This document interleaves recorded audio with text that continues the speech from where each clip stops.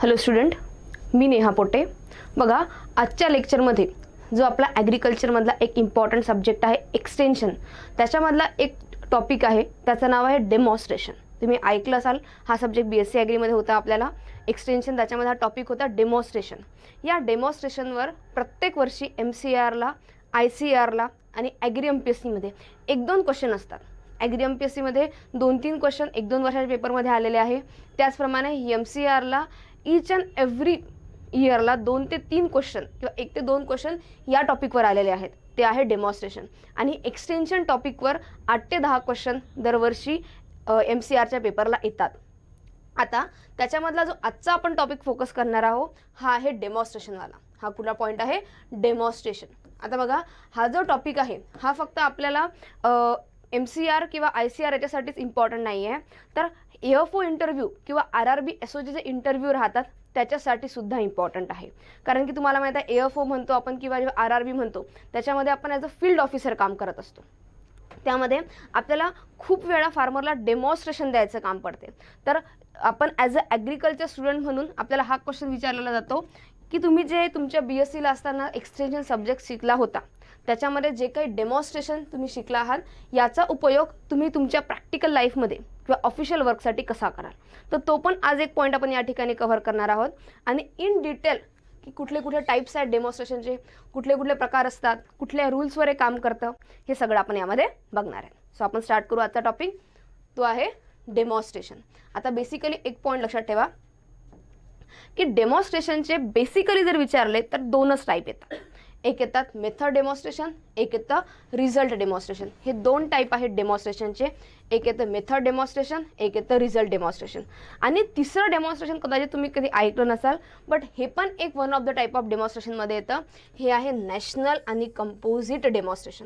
कुठलं येतं? नॅशनल आणि कंपोजिट डेमॉन्स्ट्रेशन.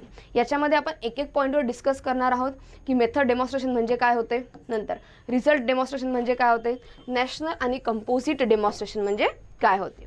आता सगळ्यात पहिले हा पॉईंट स्टार्ट करायच्या आधी आपल्याला हा पॉईंट आपण फोकस करू की मेथड डेमॉन्स्ट्रेशनमध्ये जे 2 डेमॉन्स्ट्रेशन दिलेले आहे, मेथड डेमॉन्स्ट्रेशन आणि रिझल्ट डेमॉन्स्ट्रेशन, त्याच्यापैकी मेथड डेमॉन्स्ट्रेशन जे आहे हे कुठल्या प्रिन्सिपलवर काम करतं?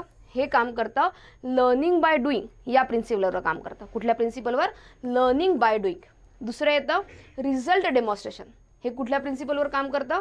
हे करतं सीइंग बाय बिलिव्हिंग. लक्षात ठेवा हे 2 वर्ड, सीइंग बाय बिलिव्हिंग या प्रिन्सिपलवर काम करतं रिझल्ट डेमॉन्स्ट्रेशन. आता तुम्हाला हळूहळू कळेल की याचं मिनिंग म्हणजे एक्झॅक्टली काय आहे जेव्हा आपण इन डिटेल मेथड डेमॉन्स्ट्रेशन बघू. पहिले हे 2 पॉईंट कळले का? बेसिकली तर डेमॉन्स्ट्रेशन 2च टाईपमध्ये येतात. एक येतं मेथड, एक येतं रिझल्ट. मेथड डेमॉन्स्ट्रेशन कोणत्या प्रिन्सिपलवर काम करतं? तर हे काम करतं लर्निंग बाय डुईंग या प्रिन्सिपलवर. आणि रिझल्ट डेमॉन्स्ट्रेशन जेव्हा आपण म्हणतो तेव्हा रिझल्ट डेमॉन्स्ट्रेशन हे जे काम करतं हे काम करतं सीइंग बाय बिलिव्हिंगवर. कुठल्या याच्यावर? Seeing by believing. नंतर आपण बघितलं की बेसिकली 2 आणि एक तिसरं सुद्धा डेमॉन्स्ट्रेशनचा टाईप येतो, तो आहे नॅशनल ऑर कंपोजिट डेमॉन्स्ट्रेशन. आता सगळ्यात पहिल्यांदा आपण फोकस करत असताना मेथड डेमॉन्स्ट्रेशनबद्दल इन डिटेल बोलू.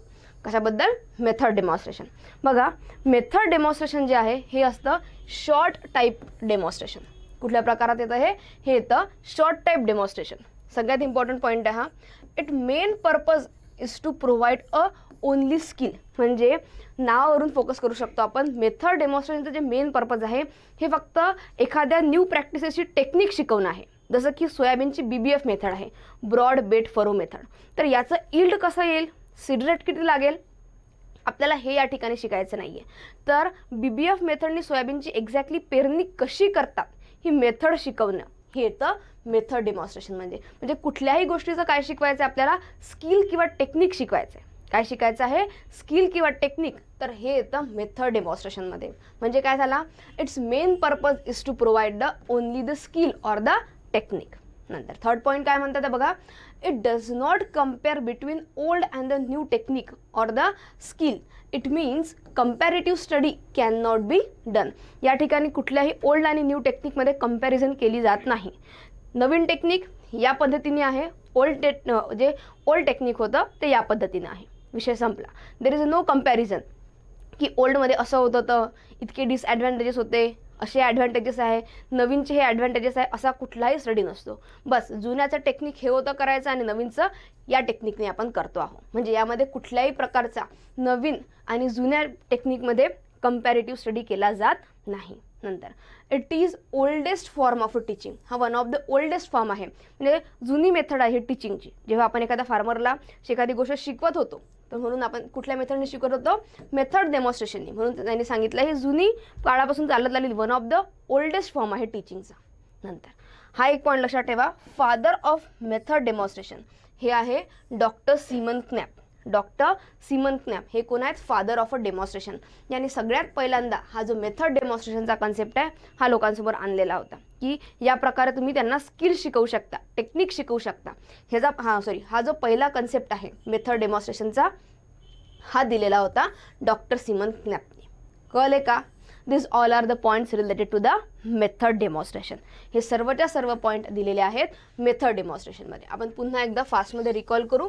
बघा काय सांगितलं मग आपण, it is short type of demonstration, कारण की यामध्ये फक्त मेथड शिकवलं जाते, आपल्याला रिझल्टशी काही घेणं देणं नसतं. म्हणून याच्या प्रिन्सिपलवर कुठला याचं principle, learning by doing. Learning by doing म्हणजे करत करत एखादी गोष्ट शिकणे, या प्रकारे आपण म्हणू शकतो. लर्निंग बाय डुईंग हे या प्रिन्सिपलवर काम करतं. मेन पर्पज काय आहे, it main purpose is to provide only the skill. काय प्रोव्हाइड करतं, स्किल किंवा टेक्निक. यामध्ये कुठल्याही ओल्ड किंवा न्यू प्रॅक्टिसेसचा कंपॅरेटिव्ह स्टडी केल्या जात नाही. आणि ही one of the oldest form of teaching आहे. ही मेथड कशी आहे, one of the oldest form of teaching आहे. नंतर last point, who is the father of method demonstration, doctor Seaman Knapp. Doctor Seaman Knapp was the father of a demonstration. हे कोण आहेत, हे फादर आहेत मेथड डेमॉन्स्ट्रेशनचे.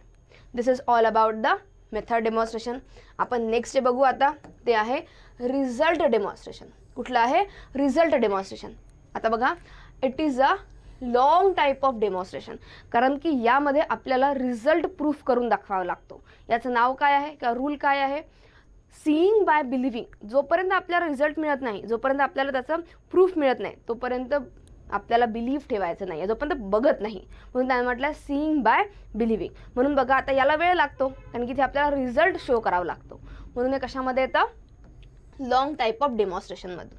नंतर it shows the value and the worth of a new practices. Important point आहे हा, की याच्यामध्ये रिझल्ट डेमॉन्स्ट्रेशनमध्ये काय केलं जातं, जी काही आपण नवीन टेक्निक फार्मरला शिकवतो आहोत, नवीन प्रॅक्टिस फार्मला शिकवत आहोत, ती किती व्हॅल्युएबल आहे, याचे किती ॲडव्हान्टेजेस आहे, याच्यामुळे तुम्हाला कुठले कुठले फायदे होतील, तुमचं कॉस्ट ऑफ कल्टिवेशन कसं कमी होईल, या प्रकारची व्हॅल्यू आणि वर्थ सांगितली जाते नवीन प्रॅक्टिसेसची. नंतर comparison between a two practices, that is old and the new, always done. सगळ्यात इम्पॉर्टंट पॉईंट, जो की मेथड डेमॉन्स्ट्रेशनमध्ये आपण करत नव्हतो. रिझल्ट डेमॉन्स्ट्रेशनमध्ये नवीन टेक्निक आणि जुनी टेक्निक याच्यामध्ये कंपॅरिझन केली जाते, की बघा जे तुमची नवीन टेक्निक आहे त्याच्यामध्ये तुमचा सीड रेट कमी लागतो आहे, इल्ड वाढत आहे पर युनिट एरियावर, जो की तुमच्या ओल्ड टेक्निकमध्ये होत नव्हता. या प्रकारचा कंपॅरेटिव्ह जो स्टडी आहे हा रिझल्ट डेमॉन्स्ट्रेशनमध्ये दाखवला जातो. त्याचप्रमाणे result of a both practices are shown. दोन्हीही प्रॅक्टिसेस फॉलो करून दाखवल्या जाते आणि कंपॅरेटिव्हली स्टडी करून दाखवल्या जाते, की दिस इज बघा हा जुन्या टेक्निकमधून आलेलं इल्ड आहे, हे नवीन टेक्निकमधून तुम्हीच कम्पेअर करा या प्रकारे. म्हणजे result of a both practices shown, नवी दोन्ही प्रॅक्टिसेसचा रिझल्ट या ठिकाणी दाखवला जातो. नंतर नेक्स्ट पॉईंट आहे, it's a very effective in the adoption. तुम्हाला जर विचारलं की या 3 डेमॉन्स्ट्रेशनपैकी सगळ्यात इफेक्टिव्ह कुठली मेथड आहे, तर सगळ्यात इफेक्टिव्ह आहे result demonstration. It's very effective in the adoption. म्हणजे ॲडॉप्शनसाठी जर आपल्याला एखादी मेथड यूज करायची असेल, किंवा सगळ्यात ॲडॉप्शनसाठी म्हणजे आपण लवकर ज्या मेथडनी ॲडॉप्ट करतो ती आहे रिझल्ट डेमॉन्स्ट्रेशन. आता साहजिक गोष्ट आहे, जेव्हा आपल्याला एखाद्या गोष्टीचा रिझल्ट मिळत असेल आपण त्याच्यावर इझिली विश्वास ठेवतो आणि ती लवकर आपण ॲडॉप्ट करतो. नंतर लास्ट पॉईंट सगळ्यांनी नोट डाऊन करा. जर तुम्ही जर नोट डाऊन करत असाल पॉईंट, तर नेक्स्ट पॉईंटला प्लीज चांगल्याने नोट डाऊन करा. काय सांगितलेलं आहे बघा, it is conducted by the farmer under a direct supervision of an extension worker. म्हणजे याला कंडक्ट कोण करतं, तर याला कंडक्ट करतात फार्मर. अंडर कोणाच्या सुपरविजनमध्ये, तर एक्सटेन्शन वर्करच्या. कारण की जे काही टेक्निक आहे हे कोणाकडून आलेली आहे, कोणाला माहिती आहे, एक्सटेन्शन वर्करला माहिती आहे. आणि म्हणून हा जो एक्सटेन्शन वर्कर आहे तो काय करतो, गाईड करतो कोणाला, फार्मरला, आणि फार्मर ते कंडक्ट करतो. हा पॉईंट लक्षात ठेवायला, हा पॉईंट विचारलेला आहे ॲग्री MPSC मध्ये की रिझल्ट डेमॉन्स्ट्रेशन हे कंडक्ट कोण करतं, तर it's conducted by the farmer conduct करतं. कोणाच्या सुपरविजनमध्ये, तर direct supervision of a extension worker, extension वर्करच्या डायरेक्ट सुपरविजनमध्ये.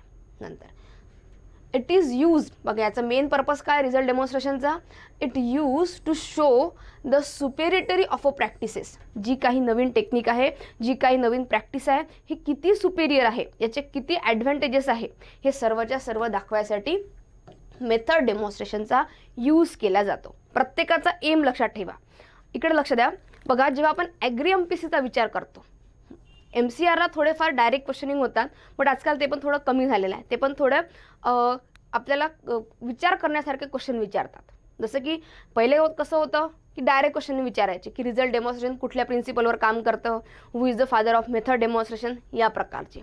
बट ॲग्री MPSCला आपण जेव्हा विचार करतो तेव्हा त्याच्यामध्ये असं क्वेश्चन विचारतात की रिझल्ट डेमॉन्स्ट्रेशनचं मेन एम काय आहे, या प्रकारे.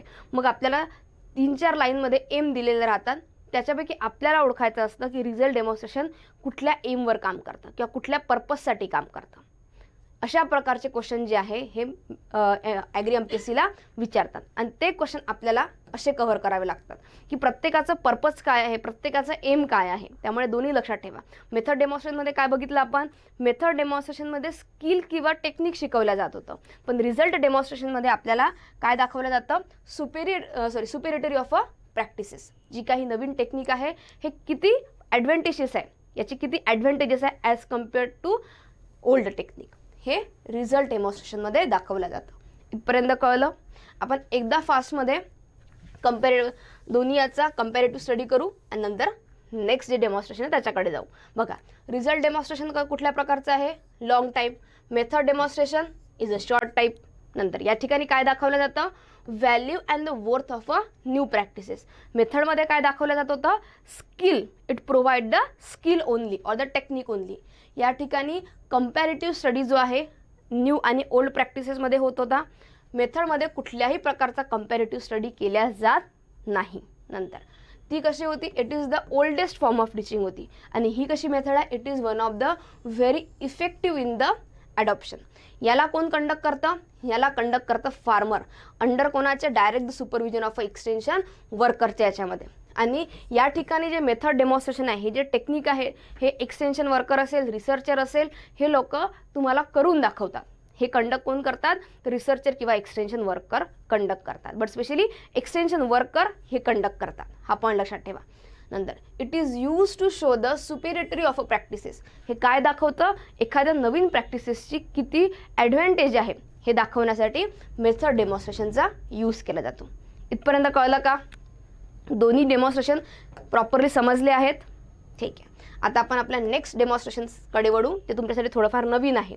तो आहे नॅशनल ऑर कंपोजिट डेमॉन्स्ट्रेशन. काय नाव आहे त्याचं, नॅशनल ऑर कंपोजिट डेमॉन्स्ट्रेशन.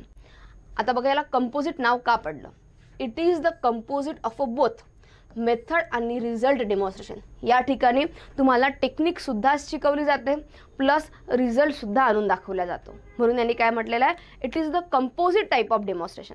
कुठलं कंपोजिट केलेलं आहे, रिझल्ट आणि मेथड डेमॉन्स्ट्रेशन दोन्हीही डेमॉन्स्ट्रेशनला याच्यामध्ये काय केलेलं आहे, कंबाईन केलेलं आहे, कंपोजिट केलेलं आहे. आणि त्याच्यानंतर जे नवीन तयार झालेलं आहे ते आहे नॅशनल किंवा कंपोजिट डेमॉन्स्ट्रेशन. नंतर याला फर्स्ट लाईन ऑफ डेमॉन्स्ट्रेशन किंवा फ्रंट लाईन एक्सटेन्शन प्रोजेक्ट म्हटलं जातं. मग हे जर नावं तुम्ही ऐकले तर तुम्हाला समजायला पाहिजे की हेच नॅशनल किंवा कंपोजिट डेमॉन्स्ट्रेशन आहे. म्हणजे आपल्याला एका मेथडसाठी किती नावं मिळालेली आहेत, तर 4. कुठले कुठले, सगळ्यात पहिले आपण बघितलं national demonstration, composite demonstration, first line demonstration आणि front line extension project. Next point important आहे, it is conducted by the researcher. बघा पहिलं जे होतं, एक एक पॉईंट लक्षात ठेवा. मेथड डेमॉन्स्ट्रेशन कोण कंडक्ट करतं, मेथड डेमॉन्स्ट्रेशन हा एक्सटेन्शन वर्कर कंडक्ट करतो, म्हणजे तो टेक्निक शिकवतो. सेकंड आपण बघितलं रिझल्ट डेमॉन्स्ट्रेशन, हा कोण कंडक्ट करतो, तर फार्मर कंडक्ट करतो under the supervision of extension worker. आणि जे कंपोजिट किंवा नॅशनल डेमॉन्स्ट्रेशन आहे हे कोण कंडक्ट करतं? Conducted by the researcher. कोण कंडक्ट करतं? रिसर्चर. कुठे? ऑन द फार्मर्स फील्डवर, म्हणजे फार्मरच्याच फील्डवर, त्याच ॲटमॉस्फिअरिक कंडिशनमध्ये, बट फार्मर न कंडक्ट करता याला रिसर्चर कंडक्ट करतो. इथपर्यंत कळलं? या पॉईंटला फास्टमध्ये नोट डाऊन करा. मेन पर्पज हे विचारतात.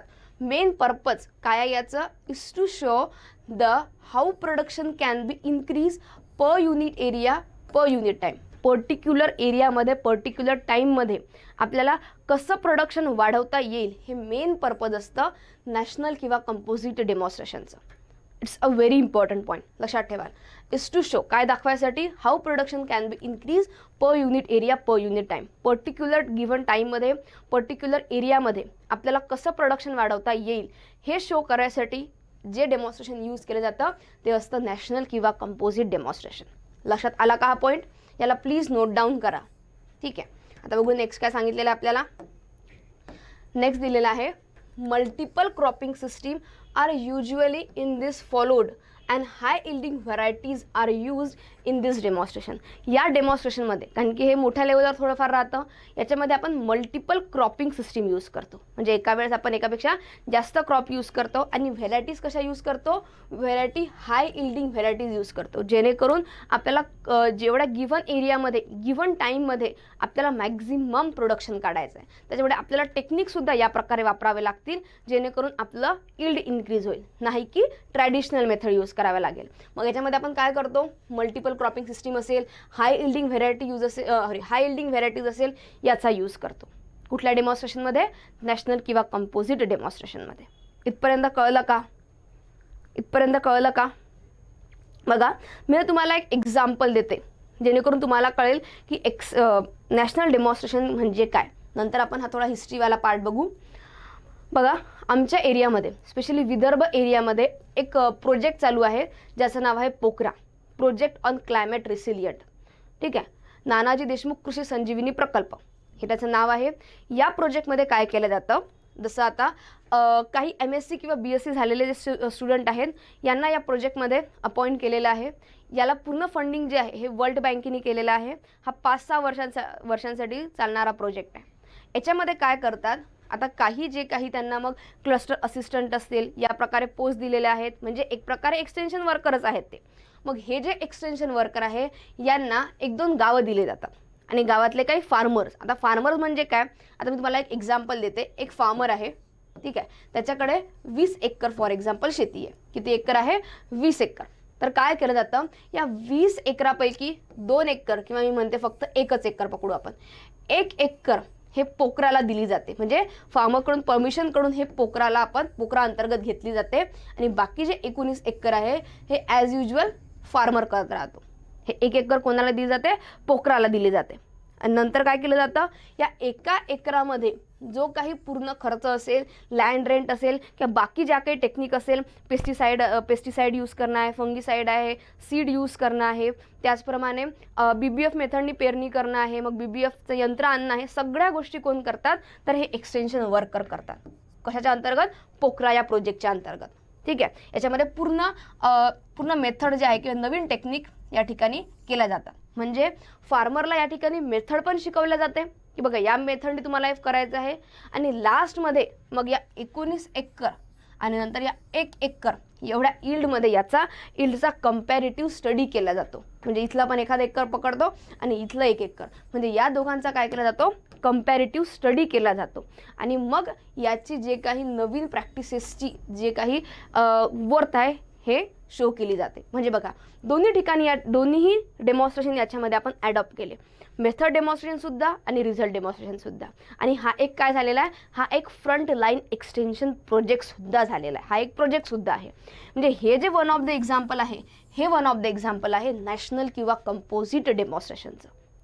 कळलं का सगळ्यांना एक्झॅक्टली कसं राहतं?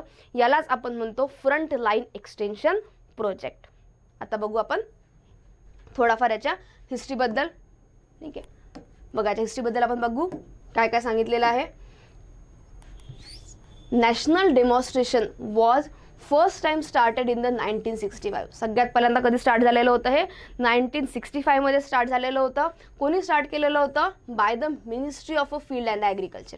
कोणी केलेलं होतं? मिनिस्ट्री ऑफ फील्ड आणि ॲग्रिकल्चरनी हे पहिल्यांदा स्टार्ट केलेलं होतं. आफ्टर 2 इयर काय झालं, हा प्रोजेक्ट देण्यात आलेला होता ICARला in 1967. This project was given to the ICAR in 1967. 2 वर्षानंतर हा प्रोजेक्ट ICARला देण्यात आलेला होता. बट सध्या ICAR पण याच्यावर काम करत नाही. हा सध्या कशाचा पार्ट बनलेला आहे? नाव it's become the part of a agriculture production programme. म्हणजे जे काही प्रोजेक्ट जिथून तयार होतात किंवा स्कीम वगैरे ज्या ठिकाणाहून येते त्याचा हा पार्ट बनलेला आहे. म्हणजे कशाचा? ॲग्रिकल्चर प्रोडक्शन प्रोग्रामचा.